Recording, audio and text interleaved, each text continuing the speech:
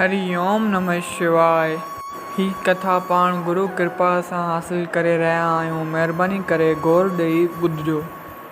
जीअं तव्हांखे ख़बर आहे त हर छंछरु ऐं आचर ते असीं अव्हांखे कथा ॿिनि भाॻनि में फ़राहम कंदा आहियूं।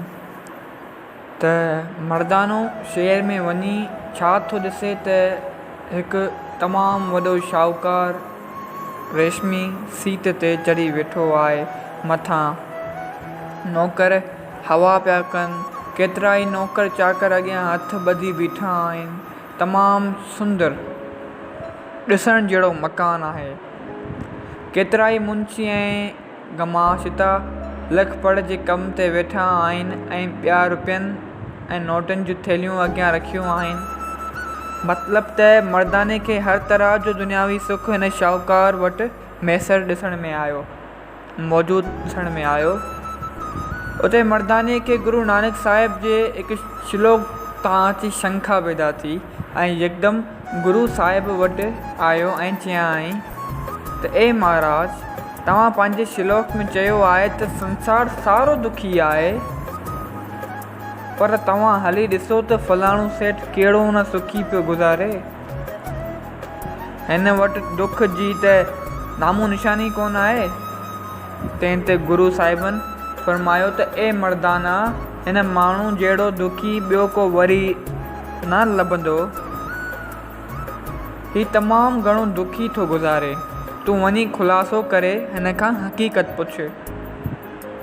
उहो ॿुधी मर्दानो उन ई सेठ वटि आयो ऐं वञी चयाईं त ए सेठ साहिब, मूंखे तव्हां में को ज़रूरी कमु आहे।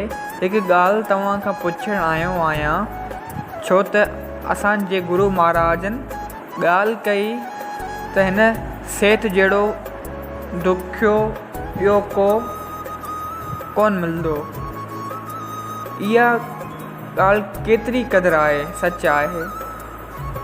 एतिरो ॿुधी उन शाहूकार चयसि त ए मर्दाना, जेको गुरु साहिब चयो आहे सो सभु ठीकु आहे, छो जो मूं जहिड़ो दुखी ॿियो को बि न हूंदो। तंहिं ते मर्दाने चयसि त मूंखे तो तव्हां वटि को दुख ॾिसण में ई कोन थो अचे। ॿुधायो भला तव्हां दुखी कहिड़ी ॻाल्हि में दुखी आहियो। तंहिं ते शाहूकार हेठी रीत पंहिंजी हक़ीक़त बयानु करणु लॻो। ए भाई, मां पंहिंजे माता पिता खे हिकिड़ो ई पुटु हुयुसि। वॾे लाड कोड सां पालियो वियो हुयुसि ऐं मुंहिंजी शादी हिकु शाहूकार जी धीउ तमामु सौभाग्यवान महासुंदरी सां थी। असां ॿिन्ही जो पाण में घणो प्रेम हूंदो हुओ। माता पिता जे परलोक पधारणु खां पोइ मुंहिंजी पत्नी बीमार थी पई ऐं रोअणु लॻी। मूं रोअण जो सबबु पुछियो। तंहिं ते हिन जवाबु ॾिनो त मां अञा ताईं न की अव्हां जी शेवा कई आहे, न के संसार जा सुख भोॻिया आहिनि। हाणे काल भॻवानु अची मुंहिंजे सर ते कड़कियो आहे। मुंहिंजो अंत समय अची वियो आहे, इन करे रोवां थी। उहो ॿुधी मूंखे बि रोअणु अची वियो मुंहिंजे सर। तंहिं ते मुंहिंजी स्त्रीअ चयो त तूं छेला थो रोएं, तव्हां मुंहिंजे मरण बाद ॿी शादी बि करे सघो था।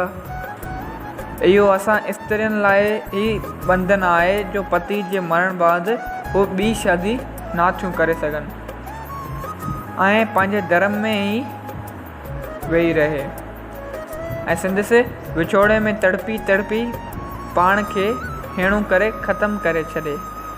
तंहिं ते मूं उन जे प्रेम भरियल ॻाल्हियुनि जे वस थी चयो त मुंहिंजे मरण खां पोइ मां ॿी शादी कोन कंदुसि। तुंहिंजे मरण खां पोइ मां ॿी शादी कोन कंदुसि। तंहिं ते स्त्री चयसि त इहा अणथियणी ॻाल्हि आहे, इम्पॉसिबल ॻाल्हि आहे।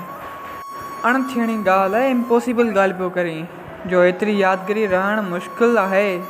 उते भावी जे वस थी स्त्री जे मुंहं में जकड़जी स्त्री जे बचण जी उमेदु न ॾिसी ऐं पंहिंजे ज़ुबान खे पूरे पाणी ॾियण लाइ पंहिंजे काम अंदरी खे वढे छॾियो।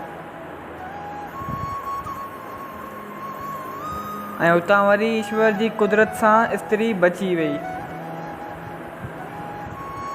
हाणे तव्हां ॾिठो त हिकु पुरुष पंहिंजे स्त्री जे मोह में अची पंहिंजी काम इंद्री कटे छॾी। हाणे उन खां पोइ हिन जी स्त्री बि सही थी वई, तंदुरुस्त थी वई। हाणे अॻियां ॿुधो त छा कथा आहे। अगरि तव्हांखे अॻियां कथा ॿुधणी आहे त हिन जो ॿियो भाॻ तव्हांखे ॿुधणो पवंदो। महिरबानी करे हीअ कथा पंहिंजनि सां गॾु शेयर कयो। ऐं अगरि तव्हांखे असांजूं अहिड़ियूं ई कथाऊं ॿुधणियूं हुजनि त असांजे यूट्यूब चैनल आत्म ज्ञान ते वञी विज़िट कयो ऐं उतां लाभ पायो। ऐं महिरबानी करे उन चैनल खे सब्सक्राइब कंदा वञिजो। जीअं सब्सक्राइब थींदो रहंदो तीअं अव्हांखे ॻोल्हण में आसानी थींदी यूट्यूब ते। तो जय सिया राम।